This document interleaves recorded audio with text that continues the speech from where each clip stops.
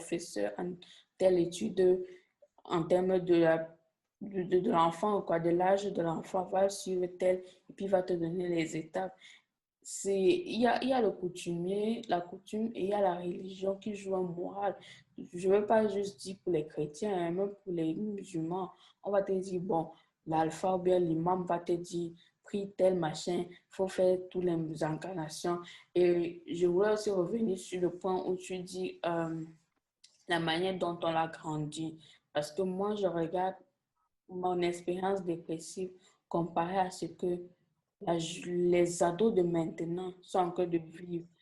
Le fait que la technologie maintenant joue un rôle hyper, je peux dire quoi, significatif et important en termes de ce qu'ils nous font, ils nous montrent, ils forment les ados de maintenant que nous, on n'a pas eu. Oui, c'est vrai que nous, on a eu la télé, on a vu la télé changer, on a vu la télé là où tu savais qu'à Internet. Internet et tout ça là qui a changé. On a grandi avec ça. C'est vrai qu'on va dire qu'on est les enfants, on est la génération Y, mais on a grandi avec cette technologie-là, la nouvelle technologie, c'est nous. Donc, ça a un peu façonné pour que l'adolescent de maintenant ait une certaine image. Et quand il n'a pas cette image-là, ça tique dans sa tête. Tu vois, dans sa tête, il se dit, pourquoi Mhm. pourquoi les gens de mon âge? Et je veux revenir un peu en termes de ce que la technologie mm, montre aux ados de maintenant, que nos parents nous mettaient la pression de devenir. Tu vois un peu ce diamètre dont maintenant, avec les réseaux sociaux, ils te montrent que, parce que moi, souvent, quand je regarde les réseaux sociaux, je vois les 14 ans d'aujourd'hui. Et je me rappelle de comment j'étais à 14 ans et je me dis, merde, j'ai raté quelque chose quand j'avais 14 ans ou quoi. Mais quand je me rappelle, après, je me rappelle en me disant que non, non, il ne faut pas que je réfléchisse de cette manière parce que un enfant de 14 ans maintenant réfléchit Tout à de fait. la même manière. Tu vois, quand il ne voit pas que lui ou Mhm. elle ou lui, maintenant à 14 ans, n'a pas cette image que une autre personne, son collègue a, ça tique dans sa tête et puis commence à se comparer. Et c'est ce que nos parents faisaient. Quand, tu te rappelles, surtout tu te rappelles que quand on était un peu plus petit, on te disait toujours que toi, tu as 80%, ton camarade de classe a 90%.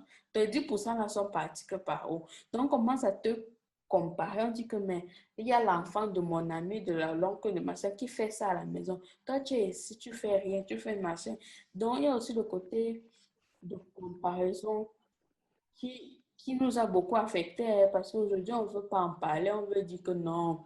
Les comparaisons, ça nous a aidé à grandir, mais au fond de toi, je sais que la comparaison, là, t'as fait mal parce qu'on utilisait toujours la même personne là pour te dire que non, il faut faire comme telle personne, il faut faire comme telle personne, il faut faire comme telle personne. Donc, au final, souvent nos parents ne laissaient pas qu'on devienne qui on est. Tu vois, hein? Tu sais qui tu es à l'intérieur, mais Exactement. Exactement. tes parents sont en train de te former à une image que eux ils ont dans leur tête. C'est-à-dire qu'ils ont une image dans leur tête que toi, tu dois devenir. Et je vais parler de ça dans mon expérience. Donc, dans ta tête, tu sais de quel côté tu vas aller. Mais tes parents, comme tu as dit, ils veulent que tu sois comme ils étaient. Ils veulent que tu sois comme ils ont imaginé dès qu'ils t'ont pris. Dès que tu es sorti du ventre comme ça, les parents avaient déjà planifié toute ta vie, mon frère. Et le moment où tu dérapes, ça devient un problème. Non seulement ils t'insultent, mais ils te mettent la pression. Ils te mettent une de ces pressions que toi-même, à l'intérieur, tu souffres. À l'intérieur, et c'est comme ça, souvent, bon, quand je vois mon expérience, c'est comme ça que la dépression adolescente commence parce que à l'intérieur, on te met la pression. Non seulement tes parents te mettent la pression, à l'école, on te met la pression, tes professeurs te mettent la pression. Tout, donc, c'est-à-dire que tout le monde ne te donne pas le temps de Tout le monde, respirer. à tous les niveaux, tu as la À tous les pression. niveaux, tu as la pression. Donc, quand tu commences déjà à déraper, j'étais championne en dérapage. Je dérapais un peu pour me libérer de ça. Tu vois le genre où tu dérapes, tu as envie de dire que foutez-moi la merde, mais tu es respectueux, tu es un enfant africain. Tu sais que si tu dis un gros mot, ah mon, ça fait que le père va te donner. Quand tu vas rentrer, c'est-à-dire que dès que tu as dit bonsoir papa, le type a enlevé sa ceinture et est prêt à te chicoter. On va parler du côté des chicots que nos parents nous donnaient parce que même la situation là, ça ne nous a pas aidé. Donc, tu vois le genre où on t'a tellement. Non, ça a aidé. Ça Non, a aidé. pas Ça a souvent, aidé. pas tout le temps, pas tout le temps. Mais tu vois le genre où le parent a établi ta vie. La seconde où tu dérapes, mon frère, les insultes qui vont tomber sur ta tête, les chicottes qui vont tomber sur ta tête. C'est-à-dire que toi-même, tu ne sais même plus. Tu sais qui tu es à l'intérieur. Mais tes parents ont une de ces images ou bien ils veulent l'enfant parfait. L'enfant qui monte, qui saute. Dès qu'elle dit saute, tu dis seulement combien de centimètres, combien de mètres je dois sauter. Tu sautes seulement en fonction de ce que la mater ou le pater a dit. Donc, il y a cette pression-là et il y a aussi la pression de société. La pression de la société qui te dit non, une fille ne doit pas se comporter comme ça. Une fille doit se comporter comme ça. Et surtout au Cameroun, et en Afrique. On dit que la fille doit être à la cuisine. La fille doit apprendre à cuisiner. La fille doit apprendre à ceci. Le garçon ne doit pas pleurer hein, parce qu'un garçon qui pleure, c'est un garçon faible. Le garçon ne doit pas faire ceci. Le garçon ne doit pas faire cela. La fille doit s'habiller en rose. Quand tu es habillé en bleu, on te demande si tu es devenu garçon manqué. La fille doit porter la robe. Si tu n'aimes pas les robes et tu décides de porter les pantalons baggy, on va dire que tu es garçon manqué. Si tu es un garçon et que tu aimes te mettre à l'aise, te mettre beau, on dit que tu es une fille manquée. Donc, et surtout au Cameroun, non, on est champion à ça, mon frère. Donc, c'est-à-dire, la pression sociétale nous fait que les ados n'arrivent pas à pleurer. Si on voit un garçon pleurer, ça veut dire qu'il est faible. Il n'est pas assez fort. Si on insulte un garçon à l'école, ça veut dire qu'il est faible. Il n'est pas assez fort. Il ne connaît pas bagarrer. Si on insulte une fille, on lui dit que, mais, tu es une fille, non? Tu supportes. Tu pleures quoi? C'est toi la mère. C'est toi la femme de demain. Donc, tu vois, la pression sociétale déjà emboîte les adolescents. Donc, c'est-à-dire que même quand ils sortent dehors, ils sont déjà tellement sous pression que moi, je dis que c'est normal qu'ils tombent en dépression. Après, quand tu demandes, quand les parents demandent, ils disent, mais c'est la vie, non? Il faut supporter. Mon frère, je suis pas là, je suis la soupape. À un certain moment, je pète les plombs. Donc, je dis aussi, il y a la pression. La pression, c'est un autre facteur.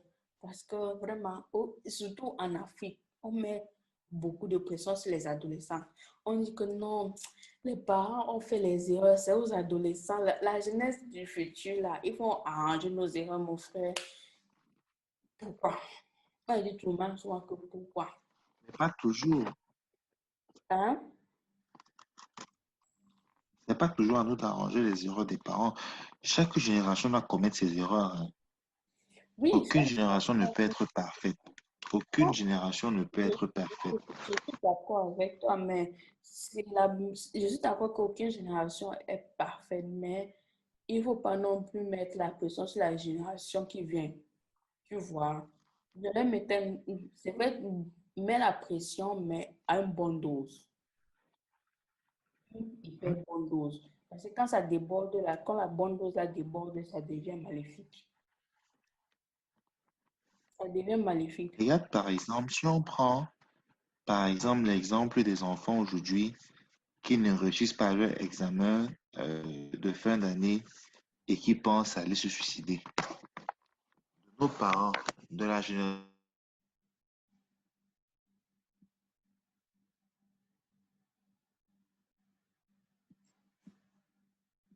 de nos parents qui se dit. Mais l'enfant qui se suicide ne va pas se suicider parce que il va se dire que il a, il a trahi ses parents, il a une honte de ses parents. Euh, tout ça revient toujours de la pression et Mhm. tout. Alors que ça ne devait pas être le cas. L'échec, c'est le quotidien.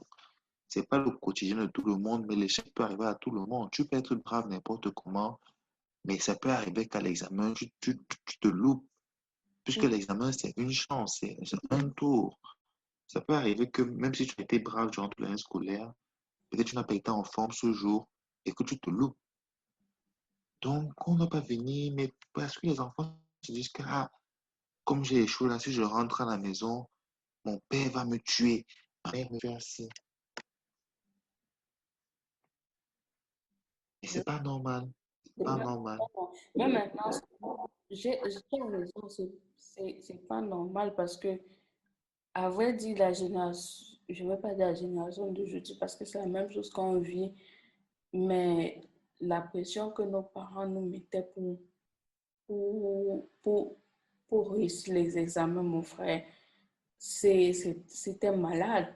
Je sais pas si cette génération se connaît, c'est quoi rester debout jusqu'à 4 heures du matin à étudier avec Ils l'eau.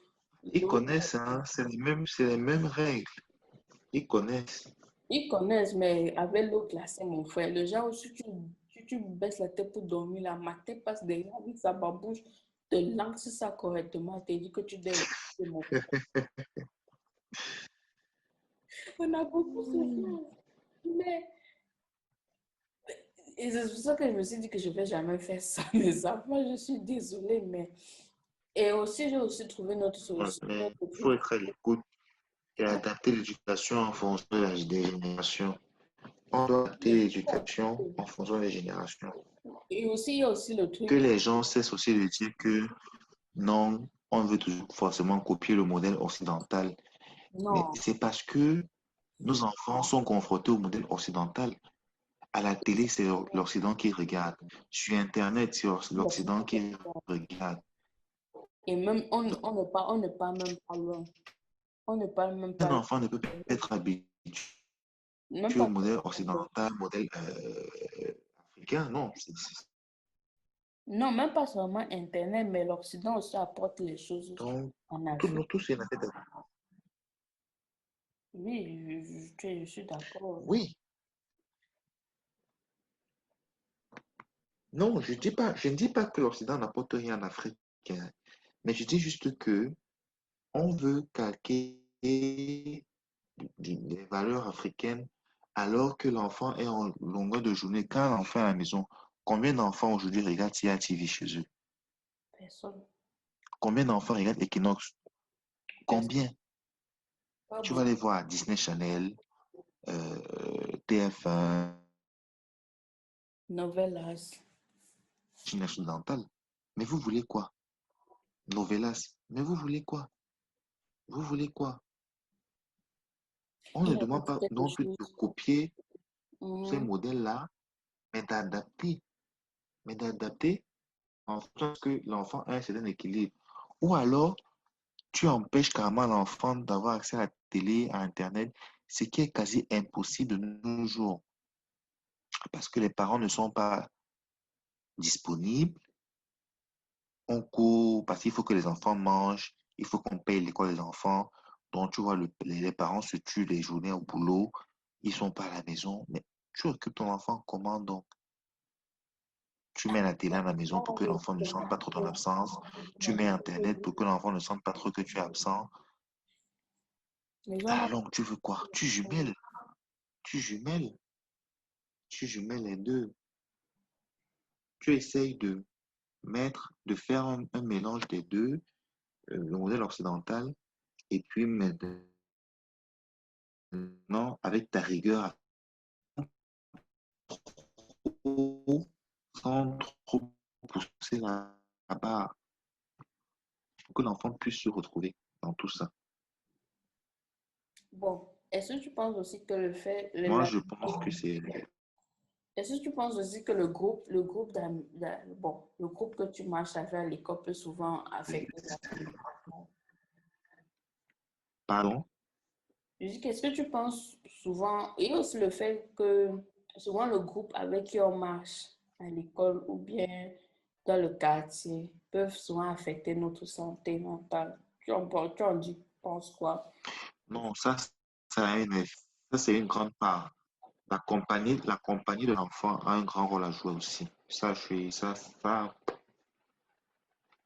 a un très grand rôle à jouer. Savoir avec qui son enfant marche. Mais tout ça fait partie de l'éducation. Tout ça fait partie de l'éducation qu'on donne à son enfant.